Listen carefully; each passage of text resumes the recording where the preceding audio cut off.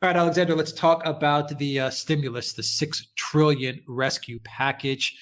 On RT, there's an article written by Mitch Firestein with the title 6 trillion rescue package, unaffordable bailouts and buybacks. Bend over. Here it comes again. I have to be honest, Alexander, I don't know which way I fall on this. I've heard analysis in all different directions. You have to do this stimulus. I've heard this is going to lead to inflation. I've heard this is going to lead to stagflation. I heard this is a disaster. I heard this is exactly what the country needs. I've heard this is a bailout for Wall Street once again. I've heard that the money's going to be going to the people and they need the money. And I've heard so many different viewpoints on this stimulus package. But the more I hear about it, the more it really troubles me. I mean, I don't know. It just sounds like this thing is gigantic, enormous, way out of control. It is. Yeah, I agree. It is way out of control. I mean, I have to say, when it was first proposed, it looked like a focus package. What has happened is it goes through the Washington machine. All the various lobbyists, special interest groups, people like that start putting their own input in, and what you get is you get a package which has become completely unfocused and makes no sense, and which tries to bail out basically everybody with, I have to say this also, the bias being very, very much in favor of those who are, who have the big companies, the big hedge funds, those sort of things. In other words, the rich people. And so the result is you have a bailout which is not anywhere near as effective as it could be, not, I think, anywhere near anything like the kind of bailout that Donald Trump was initially looking for, and where the figures are just off the scale. I mean, we're talking about $6 trillion. $6 trillion. I mean, this is money. This is such a vast sum of money. I mean, I can't imagine it, frankly. Now, given that the US is already heavily in debt, how does it fund this? Well, obviously it's going to not print it. It's going to electronically create a lot of this, but U.S. debt levels are going to skyrocket, and at some point there has to be a point of beyond which it can't go. I'm not saying we're there, but we must be getting closer all the time, and it doesn't help when I see the U.S. Federal Reserve Board saying that they're going to go in for unlimited QE. QE is, of course, creating money electronically. Unlimited QE is infinite money. I mean, just think about that. Infinite money? I mean, since when in history have we ever had something like that? Now, can I just make a general observation? I think there is a fundamental fallacy behind many of these packages, which is that what is happening across the United States is that one part of the federal government is closing the economy down. I mean, it's doing this on purpose. It's purposefully closing down large sections of the economy in order to deal with the health crisis which is underway. At the same time as that is happening, you have another branch of the federal government and the Congress and the Federal Reserve Board all working together to try to keep the aggregate economy at about the same level that it is in, that it's supposed to be in, even as the rest of the economy closes down. So you're getting this vast mismatch between what is achievable in effect through a stimulus and the amounts of money they're spending. Because how can you pour money in to maintain demand at the same time as you are artificially and quite intentionally closing demand down?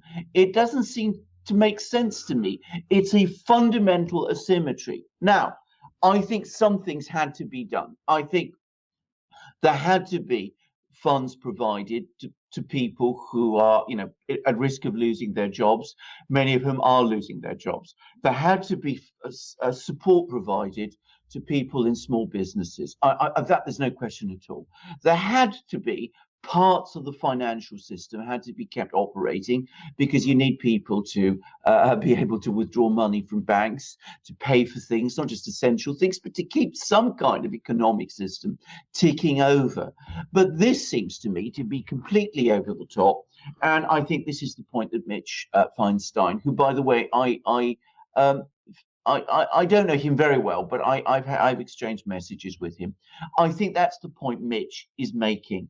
I think that this is just prime pumping at an insane level, far beyond anything that makes sense, which simply doesn't make logical sense given the kind of economic situation that we have now. So stimulus, yes. Support for the economy, yes. This particular plan, I don't really think it's a plan at all. Actually, I don't think it's going to work, and I don't think it's going to come together properly. I will say this: it does all depend an awful lot how long the health crisis lasts. If the health crisis ends in a few weeks' time, then hopefully most of this will be rowed back, and the damage done will be far less. But I'm hearing in Britain people talking about keeping the economy closed down for 6 months. If anything like that happens, then we're going to look at real damage. All right, I want to get actually to the U.S. I also want to get to the U.K. because Mitch Firestein's article also mentions the U.K. as well. I want to ask just a couple of quick questions. Yeah. What you described on the demand side of things and the supply side of things leads me to believe that we're not looking at a scenario based on inflation that's going to lead to inflation, but we're looking at stagflation. Is that correct? Yeah, I think so. I mean, because for one thing, I strongly suspect a lot of this money isn't going to be spent on anything. Spend it on what? I mean, you can send it into the financial markets. Well, it will vanish down a black hole, basically. But inflation is only really going to take off if people on the streets are given thousands of pounds, thousands upon thousands of dollars, which they then all go out and try and spend on things. Well, that's not going to happen. That's not what this is proposing. And it's not going to happen anyway, because everybody's locked up in their homes and many people are losing work. So they're going to be, if anything, I would have thought, saving whatever money they're giving. So I don't see this as a hyperinflation danger. I know there's some people who are talking that way, but that's not how it looks to me. But the problem is not, I think, a hyperinflation problem. It's a debt problem, and it's a debt problem that the federal government is going to be landed with, and it's going to be a debt problem that the British government is going to be landed with. And bear in mind, the British government has far less fiscal maneuver space than the US government does, because we have a hard currency in the pound sterling, but we don't have the world's reserve currency that the US does. So the point at which there will come a breaking point with sterling, when people start to worry about the government's solvency, that, it seems to me, is much closer. And bear in mind, we've just been through 10 years in Britain of conservative governments supposedly trying to fix the public finances because of the need to pay off, to close the budget deficits that were created during the 2008 financial crisis. Well, some progress has been made in that direction. In just a few weeks, that's all been blown away, and not just blown away, it's been buried. We're in a far worse fiscal position now, far worse debt position now than we were in 2009, 2010. I mean, and can I just say, Jeremy Corbyn, who, people criticized him during the election, he's now given an interview in which he said, well, if you can spend all this money on doing all of these things, well, I was absolutely right in the election. And when I said, we could spend 40 billion pounds on X, Y, and Z, well, we're not talking about 40 billion pounds now. I mean, our Chancellor, has talked about 350 billion pounds. I mean, these are figures like we've never seen before in British history at any time. It dwarfs even the spending during the Second World War, and that's saying something. Yeah, I remember I was reading a Zero Hedge headline a couple of days ago, and it said print $2 trillion. Why not print 350 trillion?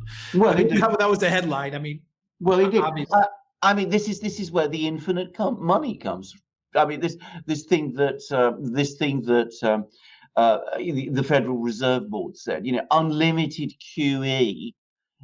That's that I mean, unlimited means no limits. In other words, infinity. I mean, are you going to, and bear in mind, we're not printing money anymore. That's the technology of the 1950s. This is electronically creating money. So there is no actual physical limit now to how much money you can create. And apparently there is no conceptual limit either. You can literally create money in infinite quantities. At least that's what the Federal Reserve Board is saying. Now, I am not a financial specialist, but it seems to me that this can't end well. If it actually happens, I'm not convinced in the end that it will. And as I said, if in 2 months' time this health crisis is past, I think that we will see an awful lot of this money hasn't been spent, and we will see a major rollback. But obviously some debt will have been created, some damage to the economy's fabric will have been done, and we will have to deal with those problems later. I think what, as I said, Trump envisaged initially was something quite different. But as I said, the people in Congress got hold of it, and it's just run riot. Can I say that there are parts of this package which seem to me unbelievably small-minded also? I mean, there's a regulation buried inside it which says that there can't be any assistance given to Donald Trump's companies. I mean, why insert that? And why punish Donald Trump's companies also? I mean, they provide people with jobs. He's in the hospitality and entertainment business, so he's going to be particularly badly hit by this. Why? That apparently the Democrats insisted on this. I mean, to my mind, that is one, incredibly small-minded and incredibly vindictive. Yeah, I mean, there's also provisions for funding like the Kennedy Center of the Arts and stuff like that. Just really just dumb stuff. But shut it down. Pay the wages of the people. But I mean, not on this kind of stupendous scale. Oh, you should have. It seems to me this is a case. It seems to me for flat one-off payments to people. You put a cap on how much you pay. I mean, that, which in fairness, our Chancellor in Britain has done. He said, the absolute cap is £2,500 a month. No, you can't be paid more than that. But it seems to me that's what you do, and you can't expect that rich people can go on living the kind of lifestyles that they had before, and their businesses can't be expected to function at the kind of levels that they did before. You mothball things, you give people debt and tax holidays. Definitely, you should do that. But this kind of package, I don't really think it can work. I don't think it has any real meaning in this situation. Can I talk about another financial package which was announced last week, which I thought was much more? Go on. Right. Can I finish up a couple of thoughts while you're on the subject? Yeah. Because I have two more questions on the subject of what you just mentioned before, and I want to kind of wrap it up. Is this a bailout for Wall Street and big business? That's number one. And number two, can you explain what this means for the US dollar? Because from what I'm understanding, listening to you, a lot of this entire package, this rescue package and the effects of it on the US economy and the global economy depend on how long this crisis is going to last. This is absolutely critical. Absolutely. And maybe the play is via the Trump administration to get the package out there to calm things down a little bit in the markets, and then to try and shorten out the time before you get back to business as much as possible so that the damage isn't too severe. But can you explain if this is a bailout for big business in Wall Street? Well, and I know what are the effects on the dollar? I know a lot of people are saying that, and I think there's some justification in saying that. I think that to some extent it is a bailout for big business. But can I just say, the biggest bailout for big business has not been done by the federal government. It's been done by the Federal Reserve Board, which has been buying bonds. It's actually now buying bonds in the stock markets. It's buying bonds and equities, and that is a bailout for big business. This package, it helps big business, Wall Street more than Main Street, but it does, in fairness, have some things for Main Street.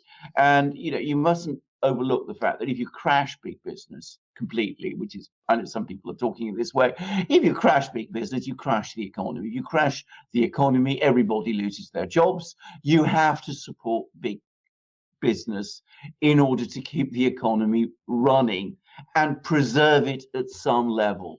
Now, what will it do to the dollar? To be honest, I don't think anybody can really say at this stage, because it depends so much on what will happen with the health crisis. But I think that is what you said is what the Trump administration wants.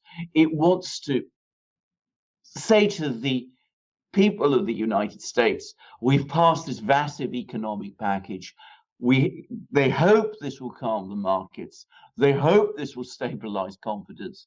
As I said many times, in this kind of situation, the appearance of action is often the most important thing. It's a form of action itself. And then hopefully all the measures that have been taken around the country, and there are measures being taken. I mean, some of them are, as is always the case with the US, it's often very confusing, and you get scrambled signals, and you get Trump and Cuomo arguing and rowing with each other. But actually, we mustn't overlook the fact that things are actually happening. Things are happening on the ground. And just to give one example, and I sent you some WhatsApp messages about this business about Trump, having a row with General Motors, GM, because they weren't producing enough ventilators, is ridiculed in the European media. I think it's exactly what this situation calls for. What Trump is doing ensures that GM will produce more ventilators. And that's what needs to happen at that stage. In some ways, this bailout package is theater. It's phoning up the CEO of GM to get him to make sure his company churns out more ventilators. That is the action the situation calls for now. But if this thing does go on for 6 months, then obviously, we're looking at a completely different world. I don't think it will, as I'm not an epidemiologist, but several people who do know these things have made the point to me that colds and flus and these kind of illnesses do tend to slacken off in the summer. We don't normally catch colds or flus in the summer, so why should we catch this infection then? So hopefully it won't be 6 months. It will be more like 2, at the most 3. And of course, all the steps that have been taken now in the United States and elsewhere will hopefully slow the progression of the infection even further, so that not too much damage is done at the same time. I did just want to talk about another economic package, which is the one that Putin announced, because you see that he doesn't have to worry about Congress or armies of lobbyists or people of that kind. So this is a completely different kind of package. It's basically looks at doing many of the things that I said, using the tax system to support small businesses, using declaring a public holiday so that people get paid wages for a week, but at the same time there's inputs provided through all sorts of things. Also raising taxes on rich people by taxing capital outflows, which is something I think the Russian government has been wanting to do for a very, very long time. And now again they found the excuse to do it. But it does 2 things. Firstly, it does strengthen the budget.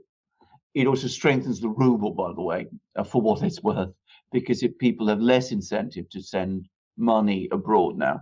But of course, it also signals to the general population that, we are all in it together, and we're not just looking to help rich people. We're actually looking to help small businesses and poor people. So in that respect, I think this was a politically astute package.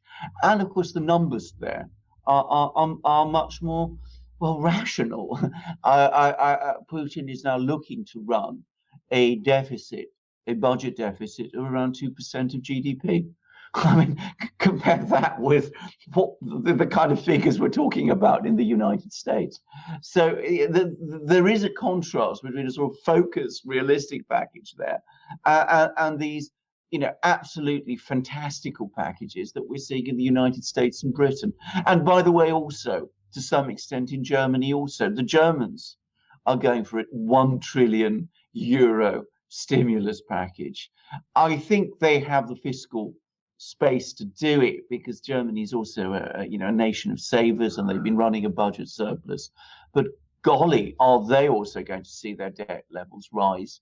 And bear in mind, they're around 60-70% of GDP anyway. Russia's is 15%. I mean, it's a huge difference. So it's extraordinary to see the Western countries recklessly, irresponsibly, if you like, borrowing, raising credit, running massive deficits, creating money out of thin air to get themselves through all of this thing. The Chinese and the Russians, well, the Russians perhaps more than the Chinese. I mean, I know the Russian economic policy is better than I know those in China, taking fiscally much more prudent decisions, it seems to me. But they do come from different situations, and of course the Russians don't have the kind of maneuver room in terms of money creation and budget deficit running that European countries and the US does. Boy, were sanctions on Russia a blessing at the end of the day. I mean, really, absolutely, it's unbelievable. Absolutely. I mean, if there hadn't been these sanctions, if their economy hadn't been cut off and insulated and become increasingly self-reliant, and if they hadn't paid off all their external debt, they would now be in an absolute hell. If this had been Russia as it was in 2008, I mean, they would be absolutely on their backs. By the way, there was a very interesting article in The Economist. That's the British magazine, The Economist, which is, if I may say so, the single most extreme anti-Putin news magazine in the world. I mean, it absolutely hates Putin and everything he does, and represents him in the most awful way. But even it admitted that Russia can sit back because it's ring-fenced itself from all the disruptions around the world and achieved a very high degree of self-sufficiency. But let's also say this too about the Russians. I mean, at the end of the day, it also depends. A lot depends on how well they handle the health crisis. There's the economic crisis, which is around the world, which is bad, and perhaps in economic terms becoming existential. But it is the health crisis that is its ultimate cause. And if the Russians fail to contain and manage the health crisis effectively, then all the economic steps they've taken will not help them very much either. I think they do have it under control, actually. That's all the indications I've seen. But we will have to wait and see. Yeah, the sanctions were a blessing, Alexander. God works in mysterious ways. These wonders to perform. Absolutely, yeah. Absolutely. Let's go back to the UK, though, and the US to wrap it up. Yeah. Alexander, let me take you back to Mitch's article. Bend over, here it comes again, the $6 trillion rescue package. And he makes a point. He singles out, actually, Richard Branson, and he makes a point that Richard Branson owns the majority of shares of Virgin Atlantic Airlines, an airline which will likely seek a £7.5 billion government bailout. He also asks the question if Sir Stelios Hadjiouanou is also going to be asking the UK government for taxpayer bailouts. And let me read you a couple of paragraphs from the article. The UK needs to wake up. Remember Gordon Brown, the PM who claimed he ended boom and bust from 1999 to 2002. Brown bailed out the bullion banks by selling all of the UK's gold for an average of around US $275 an ounce. At today's prices, that gold would be worth over 10 billion more than the price Brown sold it for. In 2008, Alistair Darling and Vince Cable bailed out Royal Bank of Scotland, Lloyds Bank, and the Royal Mail. Remember how RBS boss Fred the Shred Goodwin destroyed RBS and walked away with over 20 million pounds in compensation? Goodwin's pension is worth 17 million pounds, yet UK taxpayers remain on the hook for those bank shares 12 years later. In the USA, the government is about to launch another bailout program worth at least 6 trillion USD.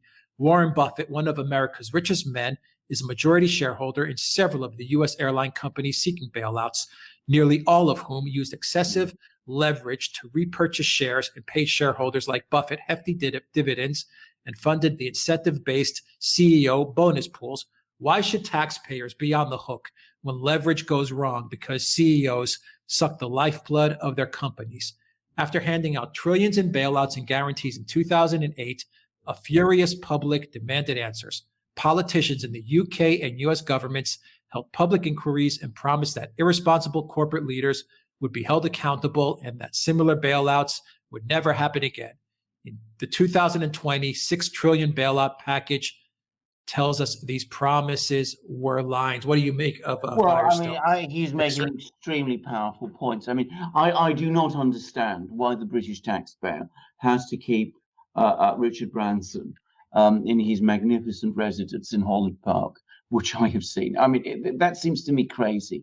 And if I may say, his various airlines and railways, things of that kind, they do not serve an essential function. Most of the airlines that Mitch is talking about in the US, it's the same. It's the same with Warren Buffett and his various investments. I mean, there's no logic to this. And I think that when all this is over, we do need in Britain and the United States and in other countries too, to look at the way our economies are run. And can I just say something, if I could just talk about Mitch Feinstein? He wrote a book, Planet Ponzi, years ago, which is still, in my opinion, one of the most interesting reads on all these issues about the way in which the economies have been run in the West. What I'm going to say about this is one little point. I think Mitch is making some very, very valid points.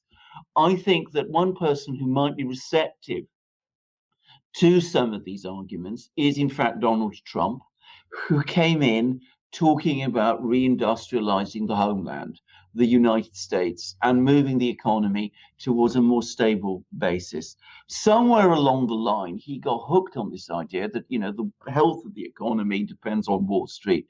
And we had this period of time when he was going on and on about, Wall Street hits a new record, and this somehow shows how well the economy is doing under my stewardship.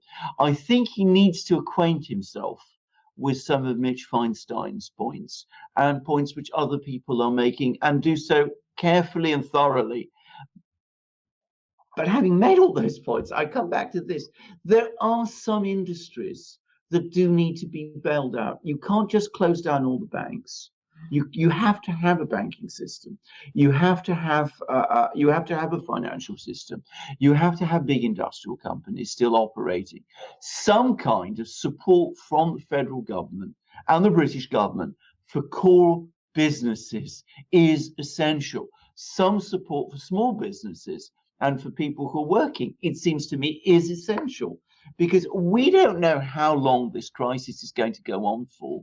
If it goes on, as I said, for 2 or 3 months, then the damage is containable. But if it goes on for 6, then we have, at some point, when we get out of this, we've got to have an economy left to work with, because otherwise we're going to be in a far worse position than we would be in if there were no bailouts and stimulus packages at all. So, yes, we need to look at these things very carefully. We need to listen to what he says. We need to hold our leaders to account. We need to act carefully and properly on the kind of advice that Mitch Feinstein is giving. To be frank, I don't see in Britain much sign of that. But I just get to throw this in now. If you want to move towards a more equal and stable world economically, then you might get some of that with Donald Trump. You're certainly not going to get it with Joe Biden.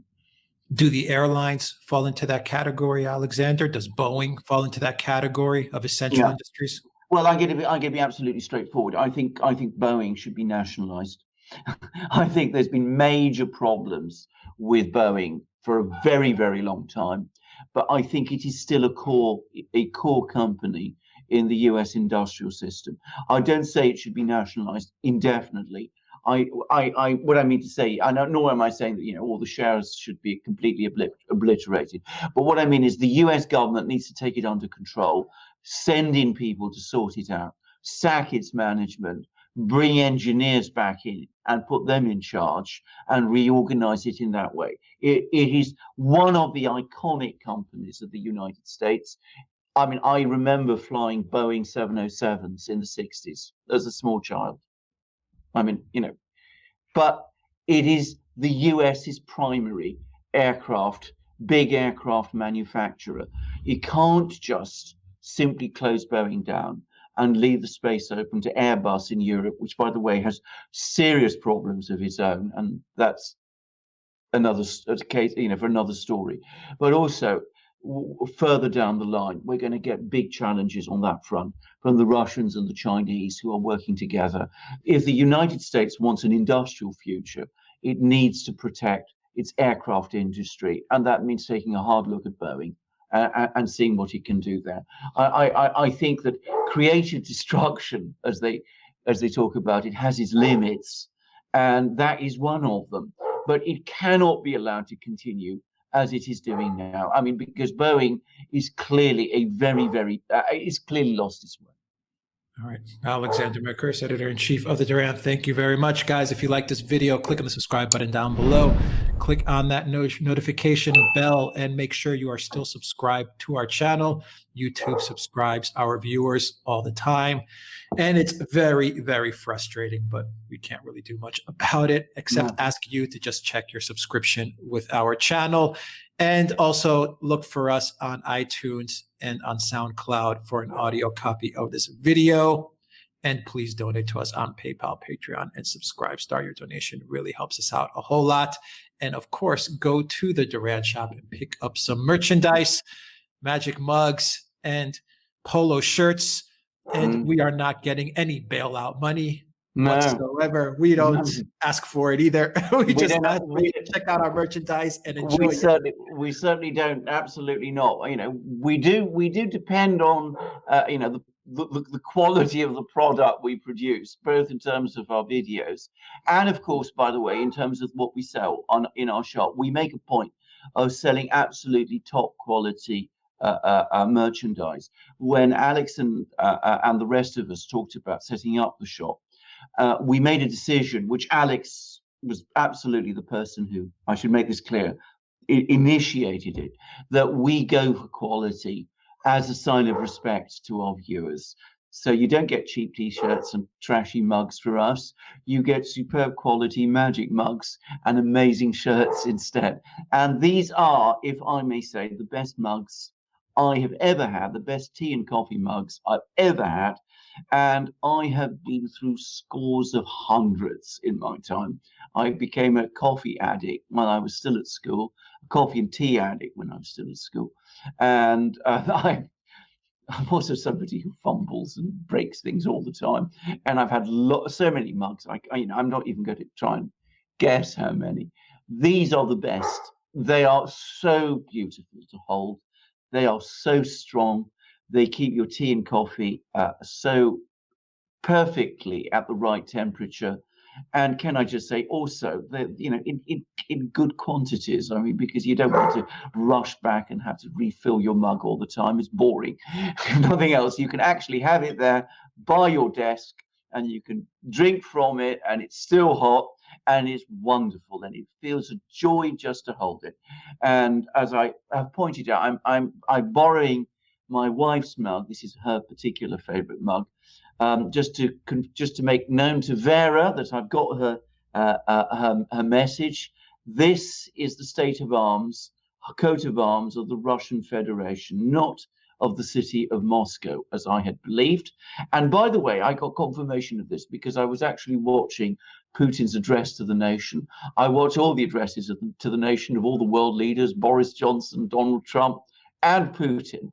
And I saw that above his desk, this coat of arms was there. It's actually above. You can see it when you go onto the photos of Putin at his desk. You will see this very coat of arms is there. So he sees it every day when he goes to work. And it's got St. George slaying the dragon of fake news and untruth, which is what we aim to do on our channel. And it's also got the Russian double-headed eagle, which is different from the one of the Duran itself, which you will find on our amazing polo shirts, which is one we designed ourselves and which shows the double-headed eagle. It's the double-headed eagle that hovers above the world and keeps an eye on all that is going on. And it's on this amazing, fantastic polo shirt, best polo shirt I've ever had, and I've had heaps, by the way. I've had lots of them ever since, by the way, I saw Sean Connery wear one in Dr. No when he was playing 007. But I think this is actually a much better polo shirt than the one that Sean Connery was wearing in that film, because it is so comfortable. It is 100% cotton. It is beautifully put together. It looks smart and casual, and you can wear it in the most amazing places. And when you do, people actually do ask you about the Duran double-headed eagle, even this, well, perhaps especially those who don't watch the Duran are intrigued by what this is. So this is the best polo shirt you can have. You can find them in many colors. You can find shirts of other t-shirts also in many colors, long sleeved and short sleeves. You can also find V-neck shirts. You can find hats, hoodies, and stickers, all of exceptional quality. You can also find ebooks on subjects like Russiagate and Ukrainegate and Brexit and Epstein. We're going to be making more of them. The person who helps them make them, Paul, is somebody you should always also look up. I think Alex will tell you all about him because because he is the best transcriber for these sort of things. He does a superb job. So you will only get quality from the Duran. And can I say, come to our shop, buy yourself these great things, support us in the work we do, and be the proud owner of all of them. I'll put a link for Paul's services in the description box. Alexander Mercouris, editor-in-chief of the Duran, thank you very much. One quick note, just of interest. Alexander, I just got this notification via Zero Hedge. After receiving $25 million Corona bailout, JFK Center stops paying musicians. Well, there you go. Just what we said.